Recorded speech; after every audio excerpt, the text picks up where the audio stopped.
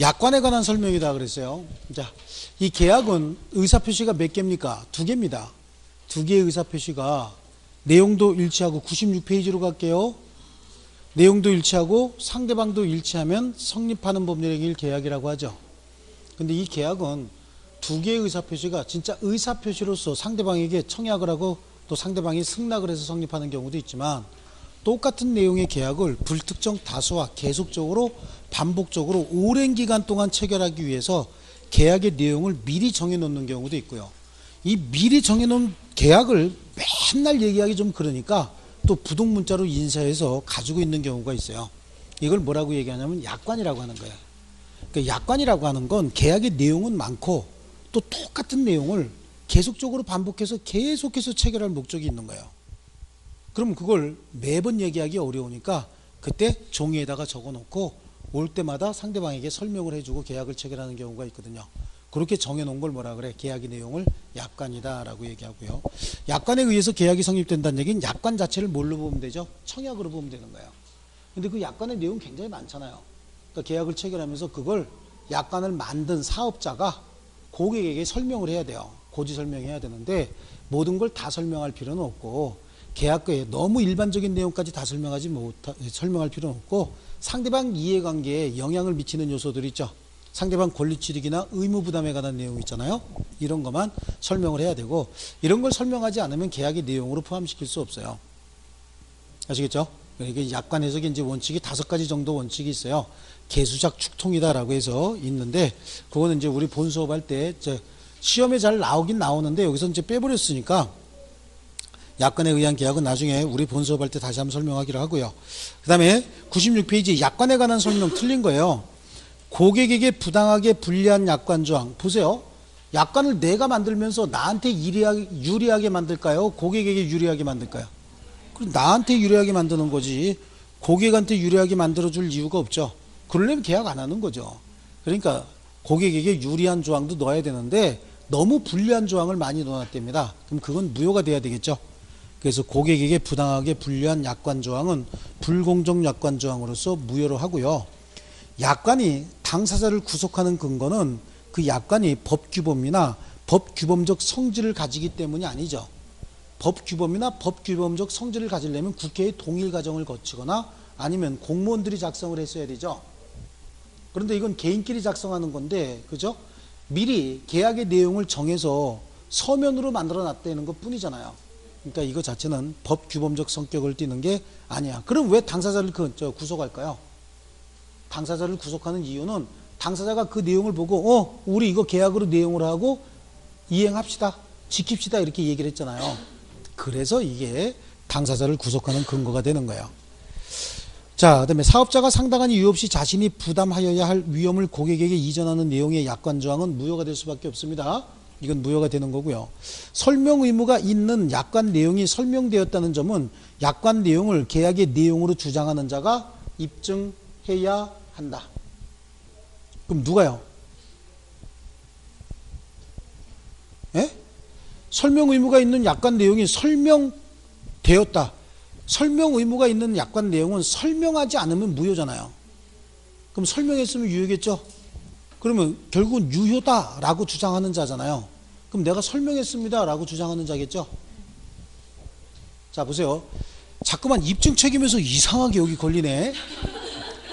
약관의 내용을 설명하지 않았으면 효력이 없다 그랬잖아요. 그럼 뭐 했어야 효력이 있는 거예요? 설명했어야. 그렇죠? 그럼 설명했어야 유효가 되니까 이게 유효다라고 주장하는 사람은 설명했습니다라고 하는 걸 입증해야 되는 거잖아요. 그렇죠? 거기 한번 보세요.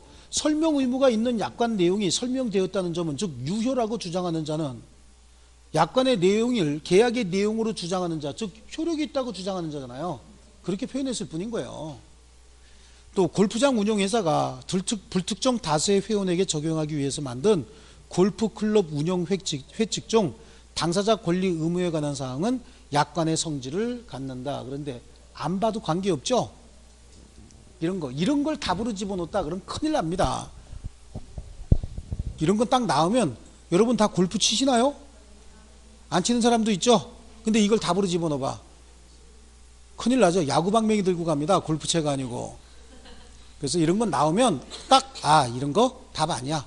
느낌이 착착 와야 된다고. 19회 때 이거 출제하고 이 사람 다시는 출제위원 못 들어가요. 저기 H모 대학의 부동산학과 선생이었는데 나이도 젊은 친구가 이걸 답으로 집어넣었어요. 근데 이게 저희 같은 사람은 당연히 알아요. 왜냐하면 내가 어디 뭐 골프장 회원권이나 이런 게 뭐 몇천만 원씩 하거든요, 사실은. 그럼 거기 회원권 중에서 내가 일주일에 뭐 몇 번 가면은 몇 번 정도는 뭐 라운딩이 되고 이런 게 있어요. 이건 내 권리잖아요. 근데 나는 일주일 내내 가고 싶어. 그럼 회원권 비싼 거 사야 될 거 아니야. 일주일에 3일만 가고 싶다. 그럼 좀 싼 거 사도 되겠죠. 그럼 그러한 권리 의무, 3천만 원짜리는 일주일에 몇 번 오고 2천만 원짜리는 일주일에 몇 번 옵니다 라고 하는 거 설명해 줘야 되죠. 이게 계약의 주 내용이잖아요. 그렇죠? 그러니까 불특정 다수의 회원에게 적용하기 위해서 만든 골프장, 골프 클럽 운영 회칙 중 당사자 권리 의무에 관한 사항은 약관이잖아요. 설명했어야 되는 거죠. 네, 설명했어야 된다. 이게 당연한 건데 골프장으로 했으니까 조금 이질감이 생기지. 그리고 벌써 몇 년 전 거예요. 10년 가까이 된 거잖아요. 그때 또 잘난 척 좀 한 거예요. 그러니까 아직 덜 떨어진 애들이 이런 문제네요, 사실은요. 자, 그 다음에 오른쪽으로 가면 계약의 종류입니다.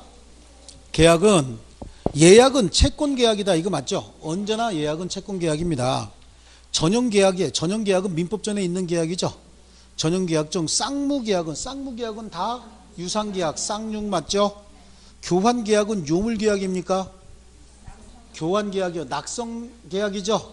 요물 계약은 계약금 계약과 보증금 계약 정도, 전세금 계약 정도 있죠. 이런 것들을 요물 계약으로 보시면 되고, 매매는 쌍무죠. 당사자 쌍방이 서로 대가적 의미의 채무를 부담하죠. 매도인과 매수인 사이에요. 임대차 계약은요, 대가가 있으니까 유상이죠. 그건 너무 쉬웠고요. 요물 계약은 찾아요. 요물 계약 나오면 계약금 계약 아니면 보증금 계약이요. 그렇죠? 요물 계약, 그 다음에 전세금 계약 이런 것들이 있고요.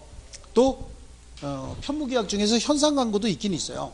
대물 변제 이런 것들인데 이런 것들은 답으로 잘 안 들어가니까 그냥 넘어가시고, 계약이 성립하기 위해서는 두 개의 의사표시가 내용도 일치하고 상대방도 일치해야 된다. 그런 얘기 했었죠. 그게 하나가 청약이고 하나가 승낙일 수 있는데, 거기 4번에 청약과 승낙의 주관적 객관적 합치에 의해서 계약이 성립한다. 내용도 일치하고 이게 객관적 합치고 상대방도 일치하다. 당사자의 합치를 주관적 합치라고 얘기를 해요. 또 승낙기간을 정한 계약의 청약은 승낙기간을 정했대죠. 청약자가 그 기간 내에 승낙의 통지를 받아야지 받지 못한 때는 원칙적으로 그 효력을 잃는다. 그럼 청약이 효력을 잃는다. 그런데 승낙이 늦게 도착했다. 그럼 청약 없이 승낙만 있는 거잖아요. 그러니까 계약은 성립하지 않는 게 원칙이고요. 계약의 본질적인 내용에 대하여 무의식적 불합의가 있대요. 의식적 불합의든 무의식적 불합의든 일치하지 않는 거고 계약은 무조건 성립하지 않는 거예요. 이것저것 무의식적 알고 불합의 모르고 불합의 따질 필요 없어요. 계약이 성립하려면 청약과 승낙이 어떻게 돼요? 내용도 일치하고 상대방도 일치해야 된다. 합의 내지는 합치가 있어야 된다. 그런 얘기잖아요. 그렇죠? 그런데 불합의는 원인이 뭐가 됐든 간에 무조건 계약은 성립하지 않는 거예요. 그래서 불합의가 있으면 취소할 수 있어요, 없어요? 그렇지. 제가 여태까지 얘기한 게 취소가 나오면 앞에 뭐가 있는데 유효인데 취소할 수 있다. 이게 없으면 이런 거 자꾸만 틀린다고. 어렵고. 아시겠죠? 그 다음에 넘겨보시고요. 불특정 다수에 대한 청약 가능하죠? 뭐가 그렇다 그랬어요? 자판기가. 그 다음에 격지자 간의 계약에서 청약은 그 통지가 상대방에게 도달한 때 효력이 발생한다. 그거 맞죠? 도달한 때 효력이 발생합니다. 자, 그 다음에 계약의 성립에 관한 설명이다. 계약의 성립이요. 승낙자가 청약에 대해서 조건을 붙여 승낙한 때는 청약을 거절하고 새로 청약한 것으로 본다. 그렇죠? 조건을 붙였을 때 또는 뭐 변경을 가해서 승낙한 경우에는 청약의 거절과 동시에 새로이 청약한 거고, 승낙자가 청약과 승낙이 불합치했음에도 불구하고 합치하는 것으로 오신한 경우에 계약은 성립하지 않는다. 청약은 계약의 내용을 결정할 수 있을 정도의 사항을 포함시키는 구체적이고 확정적인 의사표시이어야 한다.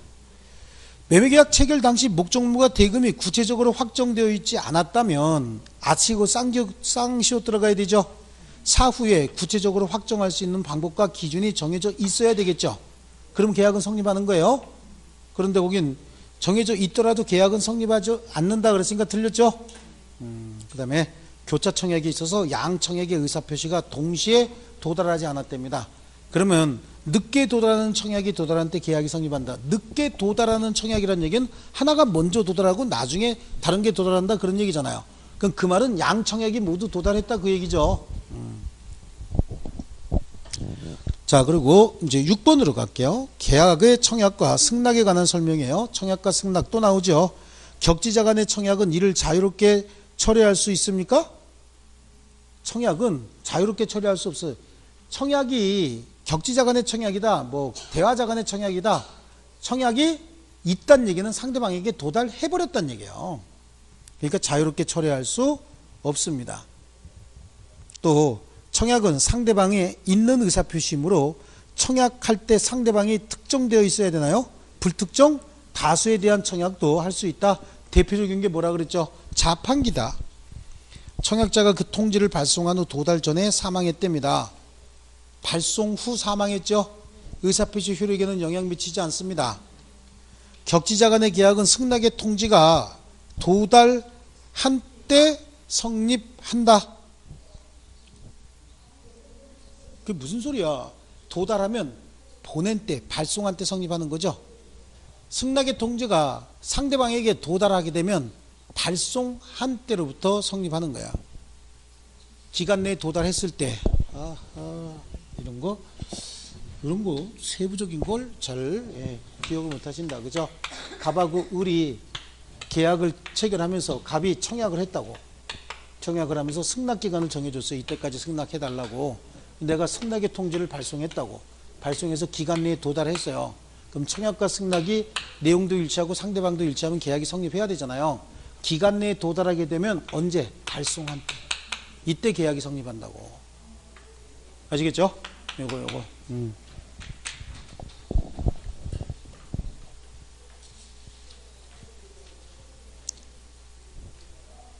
자, 그리고요. 격지자 간의 계약은 승낙의 통지가 도달한 때가 아니라 승낙의 통지가 도달하면 그 발송한 때 성립하는 거예요. 또 5번에 승낙기간을 정하여 청약을 하였으나 청약자가 승낙의 통지를 기간 내에 받지 못한 경우에 원칙적으로 청약은 효력이 상실됩니까? 상실돼요? 승낙기간을 정하여 계약을 청약했으나 청약자가 승낙의 통지를 그 기간 내에 받지 못한 경우 원칙적으로 어떻게 된다고요? 청약의 효력이 소멸합니까? 청약을 기간을 정했대잖아요. 여기 왜 이런 걸 모르지? 자, 보세요. 기간을 정했고 기간이 지나면 청약의 효력이 소멸하잖아. 그럼 청약은 없어진 거예요. 이때 승낙의 통지가 왔다. 그래도 계약이 성립하려면 두 개의 의사표시가 있어야 되는데 하나의 의사표시만 있는 거 아니냐고. 그러니까 청약자가 이걸 새로운 청약으로 봐서 승낙할 수는 있죠. 그런 것이지 이게 없으면 의사표시 하나밖에 없으니까 계약은 성립하지 않는 거라고. 그래서 보세요. 승낙기간을 정하여 이때까지 정하여 청약을 하였으나 청약자가 승낙의 통지를 기간 내에 받지 못했대. 그럼 받지 못했다는 얘기 늦게 왔다는 얘기잖아요. 그럼 이날부터는 청약의 효력이 어떻게 돼? 소멸하지. 청약은 원칙적으로 효력이 상실되는 거죠. 이거 처음 봐요? 이 그림은 처음 본다고? 뉴가? 아닐걸 이거 봤을걸. 그죠? 여기 한 분 가셨네요. 네, 한 분 계셨는데 가셨네. 자, 그 다음에 이제 7번 볼게요. 7번. 계약에 관한 설명으로 틀린 겁니다. 계약을 합의 해지하기 위해서는 청약과 승낙이라는 서로 대립하는 의사표시가 합치되어야 된다. 더 설명할 거 없습니다. 그건요. 당사자 사이에 동일한 내용의 청약이 상호 교차된 경우에 양 청약이 상대방에게 도달한 때 계약은 성립한다. 계약의 합의 해제에 관한 청약에 대하여 상대방이 조건을 붙여서 승낙한 때는 그 청약은 효력을 잃는다. 그렇죠. 청약을 거절하고 새롭게 청약한 것으로 보는 거니까요. 청약자가 일정한 기간 내에 회답이 없으면 승낙한 것으로 본다고 표시한 경우에 특별한 사정이 없으면 상대방은 이에 구속된다가 아니라 전혀 구속되지 않습니다. 청약을 받은 자는 청약을 받았다는 사실로부터 아무런 법적 의무를 부담하지 않는다. 하물며 회답할 의무도 없다. 또 청약자의 의사표시나 관습에 의하여 승낙의 통지가 필요하지 않은 경우에는 계약은 승낙의 의사표시로 인정되는 사실이 있는 때 성립하는 거죠. 그죠? 이게 뭐야? 자장면 주문했는데 짬뽕 갖다 줬다고. 그럼 반송해야 되는데 랩을 뜯어서 젓가락 꼽으면 꼽는 그 순간 계약이 성립한다. 기억나요? 네. 먹는 건 또 기억나는구나. 자, 그 다음에 넘겨보실게요. 갑이 을에게 물건을 매도하겠다는 뜻과 승낙기간을 10월 30일로 하는 서면을 발송했대요. 그래서 을에게 도달하긴 했답니다. 물건을 매도하겠다라고 하는 뜻이니까 청약이죠. 그리고 기간을 언제까지 하라고요? 10월 30일까지 승낙기간. 그럼 승낙기간이 지나면 청약은 효력이 상실한다 그 얘기잖아요. 예, 서면을 발송해서 을에게 도달했는데 옳은 것은 그랬습니다. 이런 사례 문제가 15회 때 나오고 여태까지 사례 문제가 한 번도 안 나오더라고요. 이상하게 이게 사례 문제로 참 잘 나오는데 여러 가지 다른 시험에는 사례 문제로 나오는데 중개사 시험에 15회 때 나오고 아직 안 나왔어요. 그래서 이제 이거 집어넣은 거예요. 근데 이제 나올 겁니다. 분명히. 이게 왜냐하면 계속 내다 보면 이거밖에 더 이상 또 낼 게 없어요. 사례 문제로. 그리고 한 문제 갖고 시간 빼먹기 굉장히 좋죠. 길다고 굉장히 길어요. 15회 때 갑이 10월 30일까지 승낙 여부에 회답이 없으면 계약은 체결된 것이라고 본다는 내용을 붙여 청약한 경우에도 을이 승낙기간 내에 회답을 바라지 않아도 계약은 성립한다요. 회답할 의무도 없다 그랬죠. 또 10월 29일 날 발송한 을의 승낙 통지가 10월 31일 날 도달했대요. 너무 늦게 보냈네. 그런 경우에 갑은 승낙해도 계약은 성립하지 않는다. 아니, 늦게 왔으면 얘가 승낙하게 되면 이건 새로운 청약으로 봐서 승낙할 수도 있죠. 네. 또 10월 25일 날 승낙 통지를 발송해서 10월 27일 날 도달한 경우에 계약은 10월 27일이 아니고 며칠이요? 25일이지. 격지자간이니까. 또 10월 20일에 승낙 통지를 발송해서 10월 31일에 도달한 경우에 갑이 편지의 소인을 확인하고 기간 내에 도달할 수 있는 발송임에도 불구하고 이를 을에게 알리지 않은 경우에는 을의 승낙은 기간 내에 도달한 것으로 본다. 그거 답이죠. 그래, 보세요. 기간 내에 도달할 수 있는 발송임에도 불구하고 연착한 경우에는 이때 청약자가 연착 통지를 하던가 아니면 미리 지연 통지라도 해놨어야 된다고. 연착 통지 안 하려면 미리 지연 통지를 해놨어야 된다. 그런 얘기가 뭐냐면 을은 기간 내에 도달할 것이라고 생각하고 계약 준비 열심히 하잖아요. 근데 연착했죠. 연착했으니까 미리 지연 통지 해놨으면 아 연착했구나 그러고 알 텐데 지연 통지도 없었대요. 근데 연착 통지도 하지 않았다는 얘기잖아요. 그럼 이 사람은 계약 준비 잔뜩 해갖고 가지고 오겠죠. 이걸 방어하기 위해서 지연 통지를 해놨던가 지연 통지하지 않았으면 연착 통지라도 해야 되는데 둘 다 하지 않았다는 얘기는 도달 기간 내에 도달한 것으로 즉 연착하지 않은 것으로 보겠다는 겁니다. 합리적이죠. 또 갑의 서면이 을에게 도달하기 전에 갑이 사망하고 갑의 서면이 갑이 보냈대요. 지금 사망하고 을이 갑의 단독 상속인 병에게 승낙 통지 발송해서 10월 30일 날 도달하면 을과 병 사이의 계약이 성립해야 되죠. 그렇죠? 일단 갑은 정상적인 의사표시했고 그에 따른 법률 효과는 상속인이 다 승계받아야 되죠. 그래서 이때는 을과 병 사이의 계약이 성립해야 되는 거야. 자, 그 다음에 오른쪽에 가면 계약 체결상의 과실 책임입니다. 계약 체결상의 과실 책임은 어디서 나오는 거죠? 원시적, 객관적, 전부불능에서 나오는 문제예요. 계약이 원시적, 객관적, 전부불능으로서 무효인 경우에 계약 체결상의 과실 책임의 문제인데 이때 매도인인 채무자가 악의 또는 과실이 있고 매수인인 채권자가 선이면서 무과실인 경우에 손해배상해 줘야 되죠. 계약에 유효를 믿었기 때문에 지출한 손해배상을 청구해야 되는데 이때 계약의 유효를 믿었기 때문에 지출한 손해는 계약이 유효함으로 인하여 얻었을 이익을 초과하지 못한다 이렇게 되어 있거든요.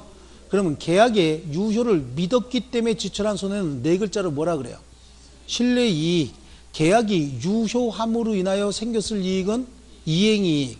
그러니까 신뢰이익은 이행이익을 초과할 수 없다 이렇게 정직하게 내주면 참 좋겠는데 조금 함축적으로 내는 경우도 있어요. 계약 체결상의 과실책임으로 인한 손해배상은 이행이익을 그 내용으로 하는 건가요? 아니지. 이행이익이 아니라 신뢰이익을 내용으로 하잖아요. 그렇죠? 신뢰이익을 내용으로 하죠. 그런데 신뢰이익은 이행이익을 초과할 수 없다고 돼 있잖아요. 그러니까 이제 똑같이 비슷한 말로 계약 체결상의 과실책임으로 인한 손해배상은 이행이익을 그 한도로 한다. 그럼 그건 맞은 거예요. 이행이익을 내용으로 한다 그러면 틀린 건데 이행이익을 한도로 한다 그러면 이건 맞은 거라고.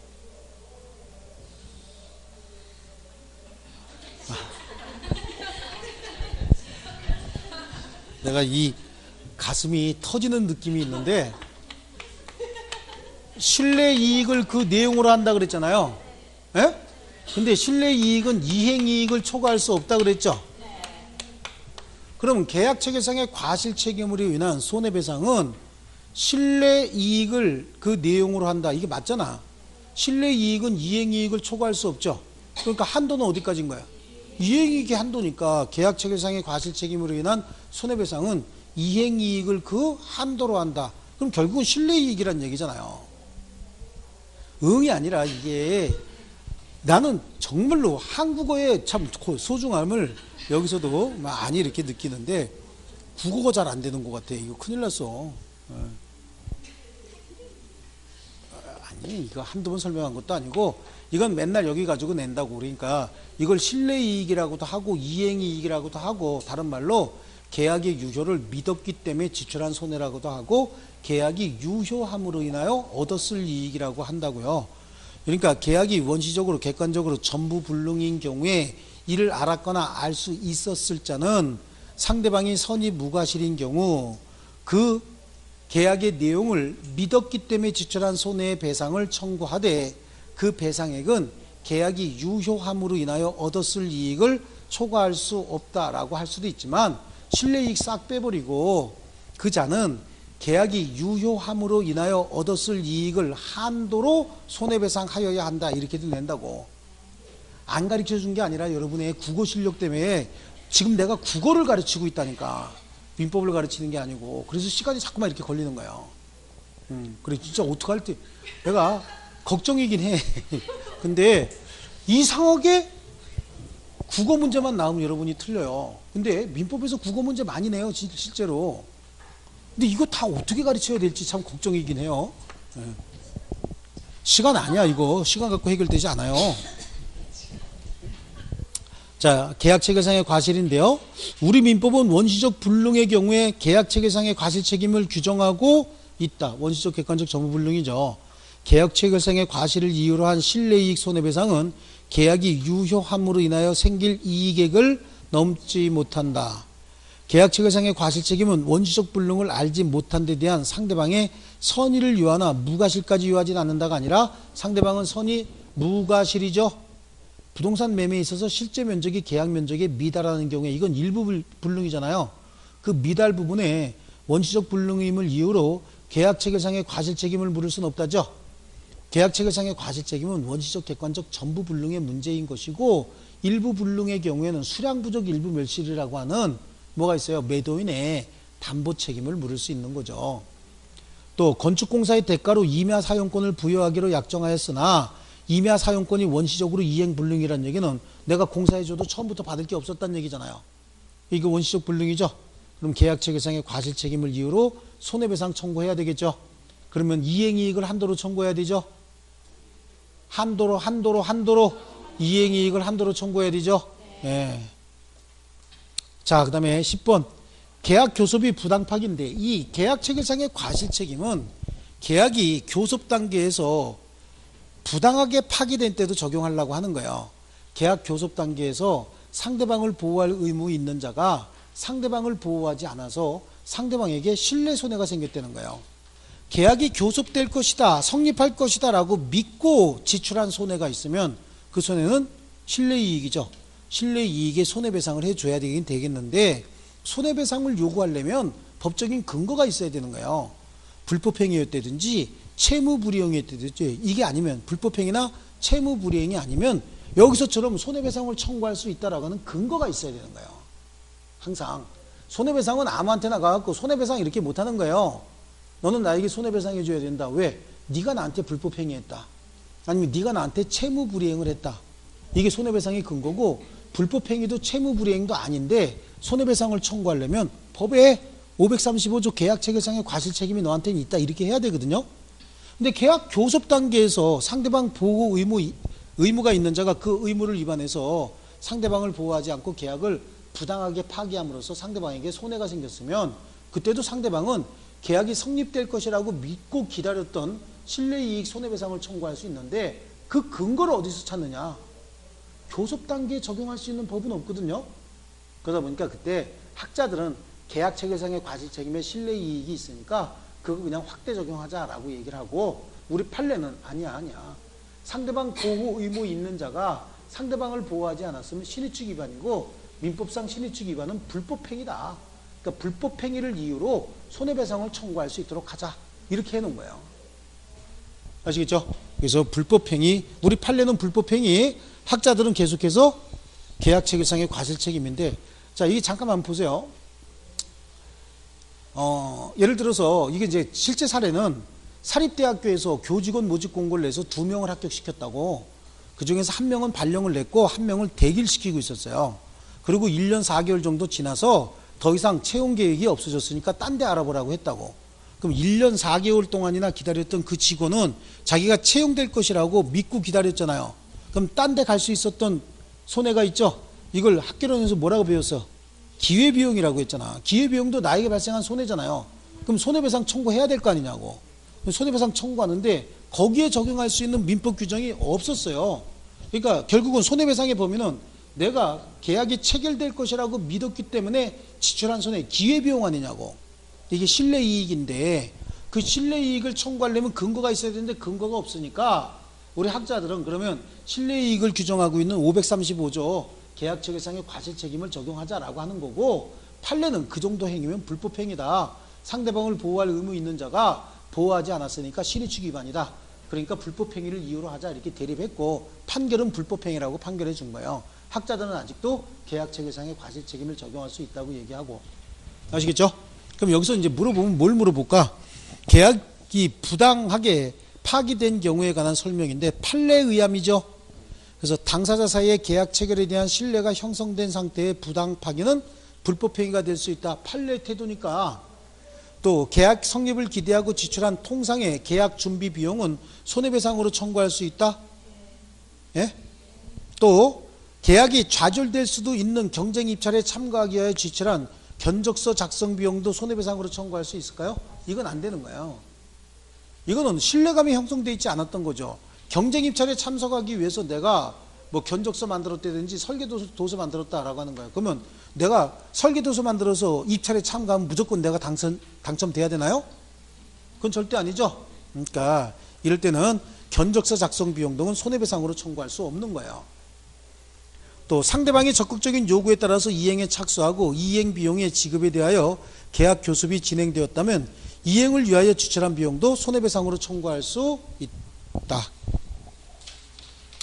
또 계약 교섭의 부당 파기로 인격적 법익이 침해되어 정신적 고통이 야기되었다면 그에 따른 손해배상도 청구할 수 있다. 인격적 법익도 발음도 안 된다. 인격적 법익도 침해되면 손해배상 청구할 수 있죠. 근데 한국은 이게 굉장히 인색해요. 이런 거에 대해서는 굉장히 인색합니다. 외국 같은 경우에는 정신적 고통이라든지 이런 것들은 굉장히 물질적 고통보다도 훨씬 더 크게 칩니다. 제가 그런 얘기 해드렸나요? 한국인 유학생이 FBI 끌려가가지고 그 14일 동안 2주 동안 감금돼 있었다고 조사받으면서, 근데 애가 무혐의로 풀려났죠. 그러니까 FBI 그러한 행위가 불법행위라고 해서 연방대법원에서 40억을 보상하라 그랬다고. 2주 데리고 있었는데. 그러니까 그 나라가 우리가 얄밉긴 해도, 그렇죠, 하는 짓이 얄밉긴 하죠. 전 세계 깡패 아니야. 거기다 또 지금 또 걔네들 대통령 또 더 깡패 같은 애 하나 들어왔잖아요. 안 그래도 깡패 같은데. 그래서 얄밉긴 해도 부러운 나라이면 틀림없어요. 국민이라든지 아니면 인권이라든지 이런 것들을 이렇게 행할 때 보면 굉장히 부러운 나라고, 닮아야 되는 나라야. 무조건 배척해야 되는 게 아니라. 또 태극기 아니여나? 그쵸? 네. 그쵸. 자, 그 다음에요. 예. 다음 중 계약 체결상의 과실 책임이 인정될 수 있는 것은 그랬습니다. 계약 체결상의 과실 책임. 수량을 지정한 토지 매매 계약에서 실제 면적이 계약 면적에 미달하는 경우에 토지에 대한 매매 계약 체결 전에 이미 토지 전부가 공용 수용됐다. 이거 다 뭐예요? 계약 체결상의 과실 책임이 인정될 수 있는 건데, 수량 지정 토지 매매에서 실제 면적이 부족하다. 이건 뭐냐고. 이건 매도인의 담보 책임이지. 계약 체결상의 과실 책임은 원시적, 객관적 전부 불능이거든. 근데 여기는 일부만 불능이잖아요. 그러니까 이건 수량 부족, 일부 멸실이고, 니은의 토지에 대한 매매 계약 체결 전에. 원시적으로 전부가 수용돼 버렸으니까 전부 불능이죠. 여기에 적용해야 되고, 가옥 매매 계약 체결 후, 이게 후발적 불능이잖아요. 제3자 방화로 가옥이 전소됐다. 유명 화가의 그림에 대해서 임대차 계약을 체결한 후 임대인의 과실로 그림이 파손됐다. 그러니까 계약을 체결한 후니까 이것도 후발적 불능이잖아요. 또 저당권 설정된 토지를 매수하여 이전 등기 마쳤으나 후에 저당권이 실행돼서 소유권을 잃게 됐다. 이것도 후죠. 후다. 자, 그 다음에 오른쪽이 이제 동시이행의 항변권이죠. 동시이행의 항변권은 쌍무계약 특유의 효력이에요. 쌍무계약 특유의 효력이 동시이행의 항변권하고 위험부담 두 가지입니다. 그렇죠? 그래서 쌍방의 채무가 별개의 계약에 기한 것이라도 특약으로 동시이행 관계에 발생할 수 있죠. 이거 다 임의 규정입니다. 그렇죠? 그러니까 특약으로 동시에 이행하자 그러면 서로 간에 동시이행 관계에 놓이게 되는 거고요. 동시이행 관계에 있는 어느 일방의 채권이 양도되더라도 그 동일성이 인정되는 한 동시이행 관계는 존속한다. 맞아요? 예? 맞냐고. 이해를 해야 되는데 여기 볼게요. 갑하고 을이 갑소유 부동산에 관해서 매매 계약을 체결했다. 둘이 매매를 했대. 매매. 그랬으면 얘는 얘한테 권리 이전해 줘야 되고, 매수인은 매도인에게 대금 줘야 되죠. 이게 서로 무슨 관계요? 동시이행 관계인데, 갑이 을에 대해서 가지고는 대금 채권을 병에게 양도했다고. 그리고 이따 통지해 줬대요. 그러면 갑이 뭐라고 얘기했냐면, 을한테 나한테 매매 대금 주지 말고 병한테 줘. 내가 대금 채권 양도했으니까. 그럼 을은 거부할 일이 없죠. 뭐라 그럴까? 그래, 네 소유권 이전 등기해 줄게. 해주면 내가 대금 너한테 줄거 일로 줄게 라고 할 수 있잖아요. 당사자가 변경이 됐다라고 하더라도 채권 채무의 동일성이 유지가 되면 동시이행 관계는 당연히 유지가 되는 거죠. 근데 잔금 지급하기로 한 날 갑이 소유권 이전 등기 안 해주면 얘한테 돈 줄 일이 있어요, 없어요? 그때 주장하는 것도 뭐야? 동시이행의 항변권이죠. 채권이 양도가 됐어도 채권 채무의 동일성이 그대로 유지가 되면 을 입장에서는 소유권 이전 등기 안 해주면 대금은 갑한테 주든 병한테 주든 관계없어요. 얘는 뭐만 받으면 되는 거야? 소유권 이전 등기만 받으면 그때 주는 거죠. 그죠? 당사자가 변경이 됐어도 채권 채무의 동일성이 유지가 되면 동시이행의 항변권이 인정되는 것이고, 동시이행의 항변권이 인정되면 공평의 관점과 신의 측에 입각하여 양 당사자의 채무가 서로 대가적 의미로 관련되어 있을 것을 요한다. 맞죠?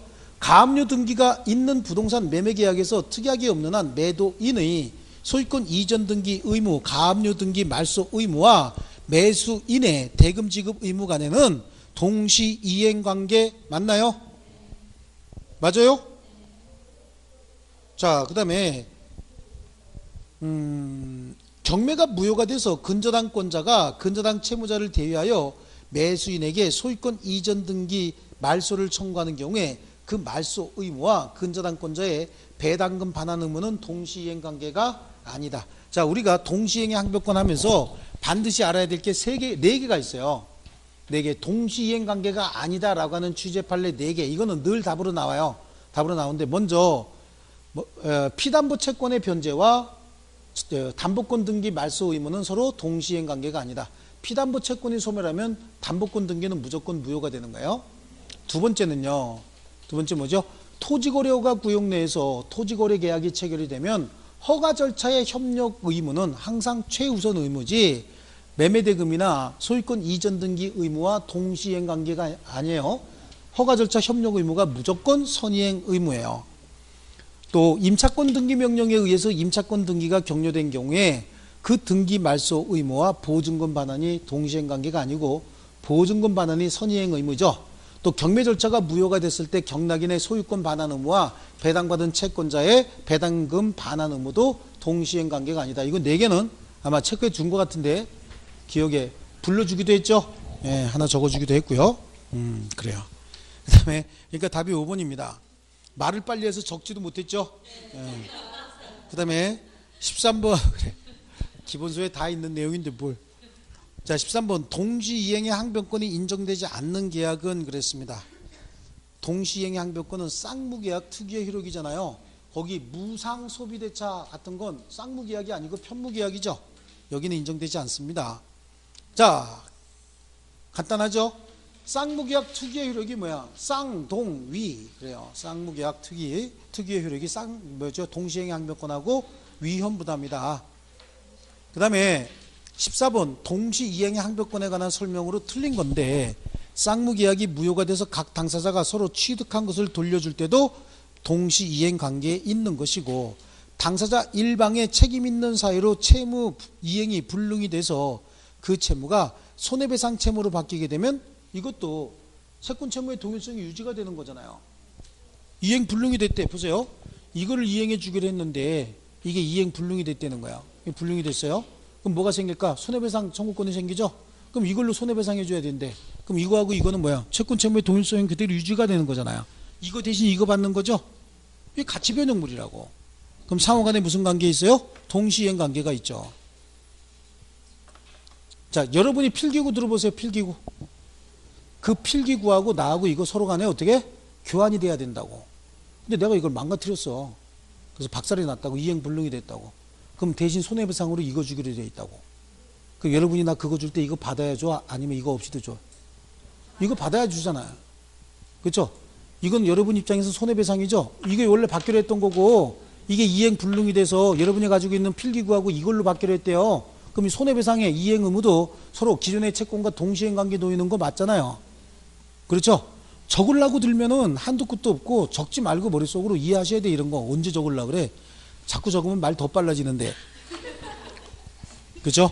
그래서 당사자 일방의 책임 있는 사유로 채무 이행이 불능으로 돼서 그 채무가 손해배상 채무로 바뀌게 되면 동시이행 관계가 소멸합니까? 그대로 유지가 되죠? 네, 채무자는 상대방의 이행 제공이 없는 한 이행기에 채무를 이행하지 않더라도 이행 지체 책임이 없다. 동시이행의 항변권 때문에 그래요. 상대방이 이행 제공 없이 청구하게 되면 이행 제공을 거절해도 채무 불이행이 아니죠. 또 상대방이 채무 내용에 쫓은 이행 제공을 한 때는 동시행의 항변권을 행사할 수 있어요, 없어요? 상대방이 채무 내용에 쫓은 이행 제공을 한 때 동시행의 항변권 행사할 수 이행 제공했으니까 이행 제공했으면 나도 이행해야지. 그렇죠? 동시행의 항변권은 상대방이 이행 제공하지 않았으니까 동시에 이행합시다라고 하는 거지. 상대방이 이행 제공했으면 동시에 이행합시다 그러면 뭐라 해? 가져가! 그럴 거 아니냐고. 그렇겠죠? 그러니까 상대방이 이행 제공하면 동시행의 항변권은 소멸하는 거예요. 행사할 수 없는 거죠. 아니 여기서 이 사람이 이행 제공하지 않았으니까 얘는 이행 제공하지 않아도 돼. 왜냐하면 동시에 이행합시다라고 항변할 수 있으니까 이행 제공하지 않아도 되는 거지. 상대방이 이행 제공해버리면 동시행의 항변권 행사할 수 없잖아요. 자기도 이행해야지. 그렇죠? 그럼 이거잖아. 이게 가이공가이 공가이공 이거잖아. 그러니까 맨날 하라 그런 거 안 하면 답 못 찾아요. 항상. 아시겠죠? 이거를 시키는 이유가 이거를 해놔야 집에 가서 생각을 해야지. 가이공가이 공가이공 가이공가이만 알면 뭐해? 이게 뭔지 알고 생각을 하고 가야지. 그렇겠죠? 예, 그러니까 이걸 집에 가면서 생각을 하고 가라고 제가 그랬잖아요. 버스 타고 가면서. 그래, 이게 안 되면 동시행의 항변권 나오면 또 틀린다고. 이걸 이해를 못하면. 나중에 또 이거 나올 거 아니야. 가이공가이 또 나올 거 아니냐고. 이건 뭐예요? 한 번의 이행 제공이 있어서 상대방을 이행 지체에 빠뜨렸다, 수령 지체에 빠뜨렸다라고 하더라도 이행 제공이 계속되지 않는 한 소멸했던 동시행의 항변권은 다시 부활돼서 상대방은 이행 지체 책임을 지지 않는다 이거잖아요. 그죠? 그리고 선의행 의무를 부담하는 당사자 일방은 선의행 의무 이거 중도금이잖아요. 그렇죠? 중도금 이행 지체 중이래요. 동의항 행사할 수 없죠. 근데 동의항 행사할 수 있는 경우가 두 가지 있었죠. 불안의 항변 하나하고 선의행 의무 이행 지체 중에 상대방 채무도 변제기에 도래하게 되면 그때 다시 동시행의 항변권 행사할 수 있었거든요. 그래서 선의행 의무를 부담하는 당사자 일방은 상대방의 이행이 곤란할 현저한 사유가 있으면 자기의 채무 이행을 거절할 수 있다. 불안의 항변이죠. 그 다음에 15번 동시행의 항변권에 관한 설명으로 이번엔 옳은 거 찾습니다. 맞는 거야. 동시이행 관계에 있는 쌍방의 채무 중 어느 한 채무가 이행 불능이 되어 손해배상 채무로 바뀌는 경우에 동시이행의 항변권은 소멸하게 된다? 소멸하지 않는다고 금방 봤죠? 뭘 가지고 했어요? 분필하고 연필 가지고 했잖아요. 여러분 분필하고 연필 가지고 금방 설명한 거 그거죠? 임대차 종료 후 보증금을 반환받지 못한 임차인이 동시행의 항변권에 기하여 임차 목적물을 점유하고 있대요. 점유는 할 수 있어요. 하지만 사용수익하고 있으면 어떻게 해요? 부당이득은 발생한 거죠. 하지만 그 점유가 불법행위예요? 아니에요? 불법행위는 아니죠? 그러니까 불법행위에 기한 손해배상 책임은 지지 않는 거야. 하지만 임대차가 끝났는데 목적물 계속 점유하면서 사용했으니까 부당이득은 되는 거죠. 채권자의 이행 청구 소송에서 채무자가 주장한 동시 이행의 항변이 받아들여졌답니다. 그러면 전부 패소요? 원고 일부 승소 판결이죠. 3번 안 했어? 4번부터 하면 안 되는 거요? 4번에 채권자의 이행 청구 소송에서 채무자가 주장한 동시 이행의 항변권이 받아들여진 경우에는 어떻게 한다 그래서 상환 급부 판결 원고 일부 승소 판결한다. 너는 줄 거 주고 너는 받을 거 받아라 그런다 그랬죠.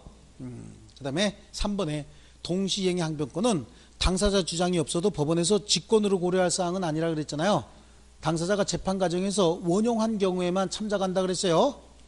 또 선의행 의무자가 이행을 지체하는 동안에 상대방 채무의 변제기가 도래한 경우에 특별한 사정이 없는 한 동시이행 관계가 다시 발생하는 거죠. 그래서 여기 두 개 앞에 하나 있었잖아요. 여기 앞에 있는 5번 지문하고 14번에 그 다음에 15번에 5번 지문이 각각 하나씩이죠. 예? 여기 선의행 의무 있는 자가 동시행 항변권 행사할 수 있는 경우 다 두 가지 다 들어가 있고요. 자, 그 다음에 위험부담입니다. 위험부담 조금 쉬었다 할게요.